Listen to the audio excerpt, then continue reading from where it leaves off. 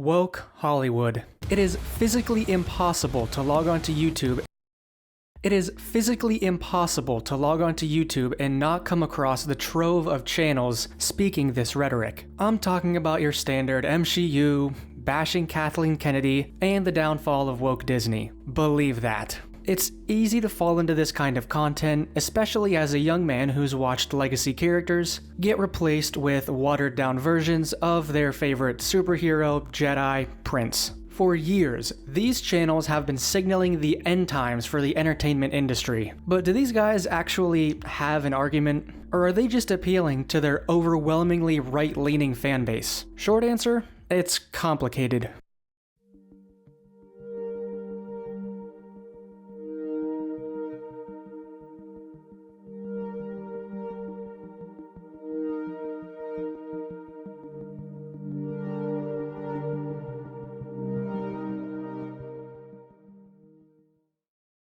It's 2019. Everyone is blissfully unaware they were about to enter one of the worst pandemics in the last century. But until then, we're all casually enjoying our entertainment. The last Star Wars movie is about to come out, after all. Oof. Yeah, it turns out it's not great. You'd be hard-pressed to find a film that rings this hollow. Okay, you'd be hard-pressed to find two films that ring this hollow. Alright, I get it. In The Rise of Skywalker, character actions feel forced, dialogue is insincere, and one of the largest film franchises in the world goes out with a whimper. But there's a small group of people upset over something else. They're upset over the fact that the main character of this film feels invincible. She can do this thing called force healing, where she just kind of puts her hand on something and it gets better, like it's a boo-boo kiss or something. She's hardly had any training at all, yet she can do this incredible thing. And also, she doesn't do anything wrong, ever. Okay, there was one moment where she did do a massive fuck up. You know, it actually gave her like a moral dilemma, but it was reversed about 10 seconds later. A lot of people have a problem with the character of Rey. She's a character that was written into the Star Wars universe with a backstory extremely similar to the franchise's OG protagonist, Luke. Growing up not knowing her parents, on a desert planet, runs into a droid who's looking for someone important, and by the end of the film, she's a Jedi. Feels a little familiar. She's a character written with the intention of replacing an older character, without really changing anything. She's also awesome at everything, immediately. It's a trend that isn't that uncommon in modern blockbusters. Minority characters written with zero struggles, unless you count their struggle to stand out from their non-minority counterparts. Rey, Mulan, Ironheart. There's a lot of examples we could get into, but I think you get it. This is where Hollywood finds itself today, propped up by just a few legacy IPs, struggling to continue these mega franchises with their shiny new characters they cooked up in the writer's room. But none of them are really grabbing the attention of the general public like they used to. And these films often severely underperform. Because of this, it's become a really popular trend to dunk on these big studios and laugh at their failures. The MCU is dying, Red Arrow. Disney goes woke, goes broke. Crying. Star Wars is trash. I hate Sam. It's a very popular sentiment, and a very lucrative one at that. At least in America, a lot of the people who lean politically left will claim these films are financially failing because the audience is just too racist, too sexist, to fully appreciate their characters. After all, we spent so much time and money to give them original backstories and personalities. Not. Why won't you watch them? And the response from the right is mixed. Yes, there are genuinely some people who hate to see minority characters take up the screen, sure. But is that really the case for everyone who didn't watch The Acolyte? And look, speaking of Star Wars, I just have to say this. Finn, the Stormtrooper, was the most wasted character of all time, and this pisses me off to no end. Like, this was an actually good, interesting minority character, and they didn't do anything with him. The idea of a Stormtrooper turning good is something we have, never seen in Star Wars up until that point. They touched on it a little bit in The Force Awakens, and didn't do anything with it after that. It really sucks because John Boyega was a great actor in that role, and he didn't get to do anything. The moral dilemma presented with a stormtrooper that's defected against the Empire sounds like such a layup of a story, but Lucasfilm just didn't do anything with him, and I will never forgive them for that. I would watch a standalone film that retcons his importance in the new trilogy. It could be done extremely well. How did we get here? How did we stumble into a Hollywood that is completely out of touch with everyone outside of California? It's hard to define a singular point in time, a singular film that started this cascade of movie flops. But one way to look at it is the evolution of the Me Too movement. For the unfamiliar, #MeToo started back in 2017 when they caught Weinstein, and people started to come forward about the things they'd been through. A very good movement. It allowed people to take a more critical look at Hollywood, corporations, and entities who use their wealth and power to silence other people. That last one is the one we have to pay attention to. As this movement carried on, there was a bigger push for more diverse voices in our entertainment. Suddenly, you had blockbusters like Black Panther smashing the box office, riding the highs of an MCU in its prime. Even before 2017, the new Star Wars trilogy got started, with Rey as the impervious protagonist. So maybe it wouldn't be right to say this trend was completely started in 2017, but the Me Too movement definitely accelerated it.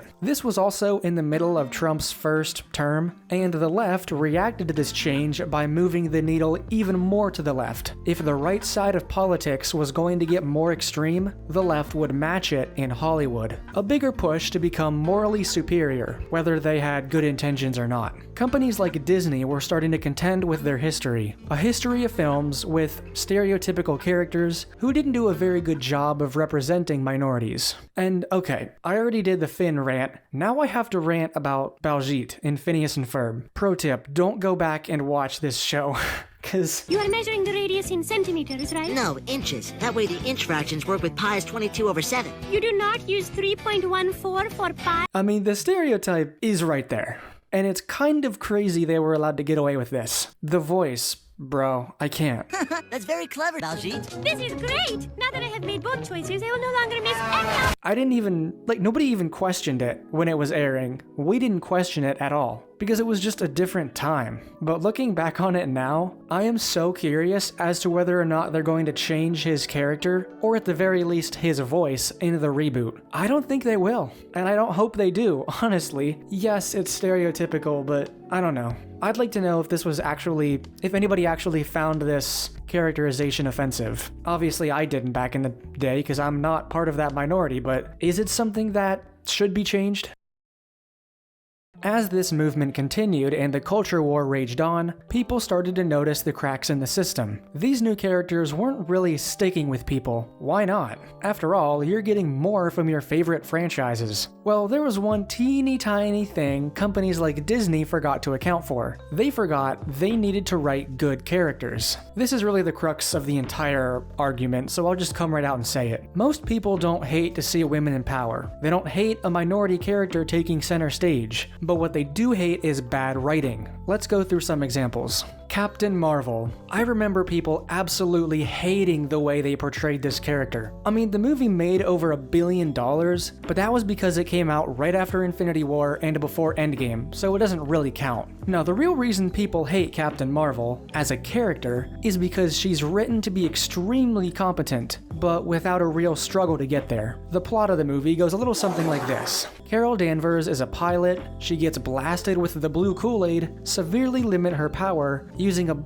chip in her neck because they're afraid of what she can really do. Pretty heavy-handed messaging. But Captain Marvel doesn't grow as a character. She doesn't do anything to deserve this power. It's a really similar arc to the first Thor movie when you think about it. The movie begins with the hero losing their powers. Captain Marvel loses her powers because reasons. Literally a chip in her neck. A completely external force. Thor, on the other hand, loses his powers because he's no longer worthy of his powers. and over the course of the film, he grows as a character and learns how to protect people. Then he gets them back. The difference is Thor earned it, and that's why we like his character and not Captain Marvel's. Another good example is the Mulan remake. I'll be real, I didn't even see this movie, but I know enough about it. In the original animated film, which I have seen, Mulan starts out as an incompetent soldier. Sure, she's like headstrong and confident as a young woman, but that's all she starts with. Those qualities have to carry her character just far enough for her to be trained in combat. She was already a strong female character when it came to her willingness to save her father, but she also needed to become physically strong in order to win.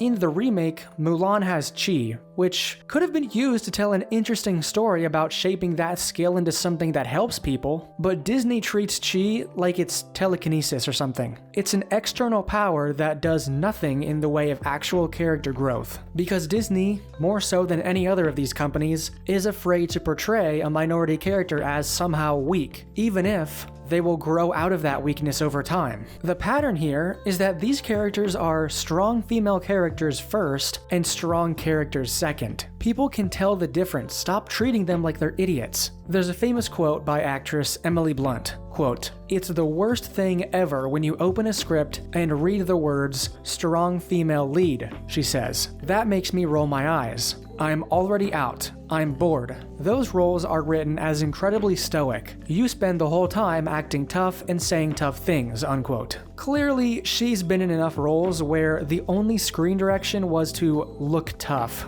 That's not how you write female characters, come on. Now, can you have a female character who's actually physically strong? Yes, you absolutely can. Edge of Tomorrow. Emily Blunt's character is a battle-hardened soldier who's been through actual hell. At one point, she acquired this Groundhog Day-esque ability where she could repeat the same day over and over, the same battle over and over until they won. But she lost those powers, and that affects her character in the modern day. That's actually an interesting character development, and she earned her power and skills. She's not just badass because she had to fight this fight for years. She lived that same day thousands of times. Of course that's going to change her views on mortality.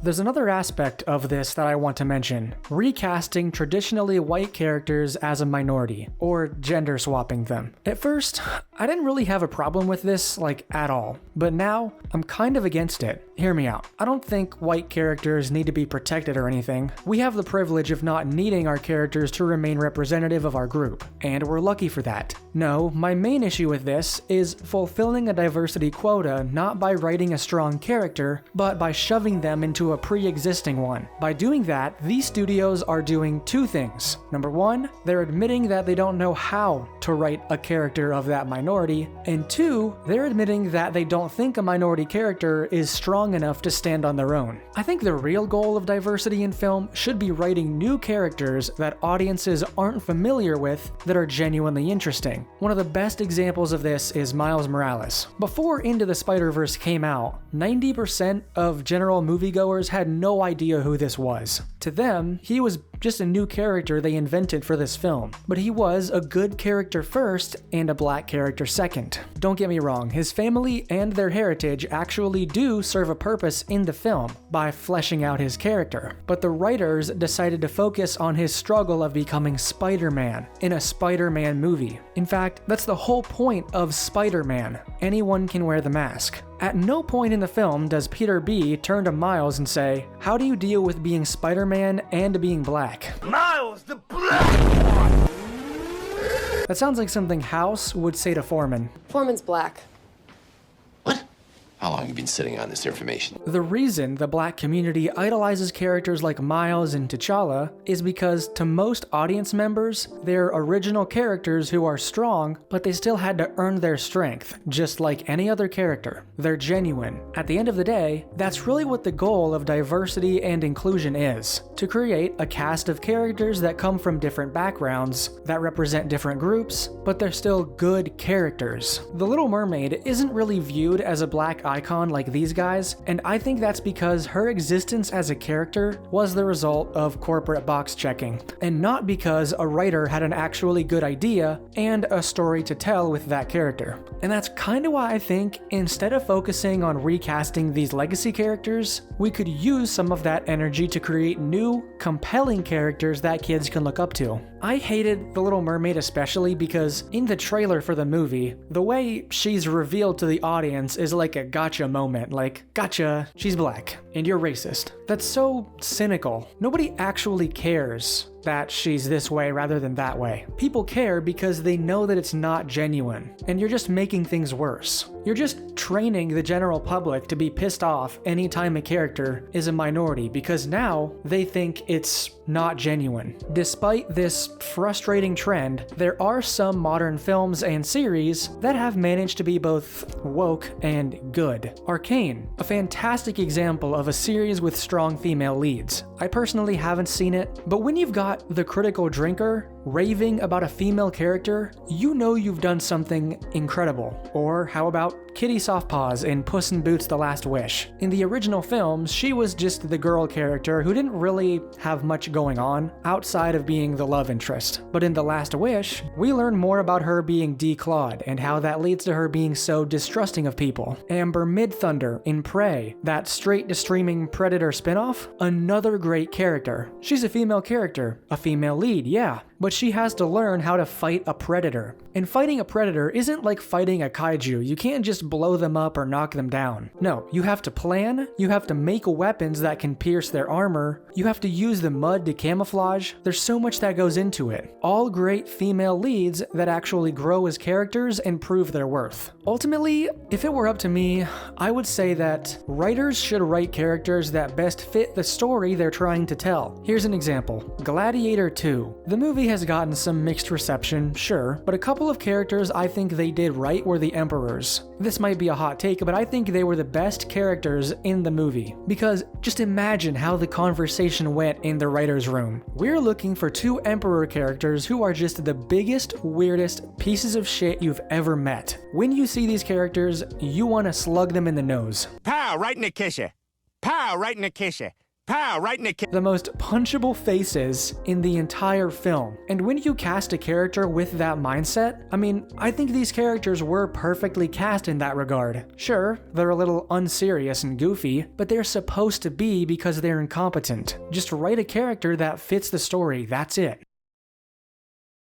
Anyway, it's been a while since I've done a video like this, but those are my thoughts, and I'd love to hear what you think. These topics can be very hard to discuss at times. Despite what the comments will tell you, I'm a straight white guy, so I don't really have the knowledge to speak on things like diversity. But you know what? I'm kind of over that sentiment too. Just because I'm not of a certain group doesn't mean I can't have an opinion. Because when you bar someone from speaking their mind, you discourage conversation about how to improve something. We need to be having these conversations because we actually care about good representation. Representation that creates good characters like Miles, T'Challa. It's something important that we need to do. You know, people like the Critical Drinker cater to their audience, sure. And I really don't know what his character is like in real life, but he's having a conversation about what Hollywood needs to do to improve how their female characters are written, because he wants to see good movies with good female leads. So really, the Critical Drinker is the biggest feminist on YouTube.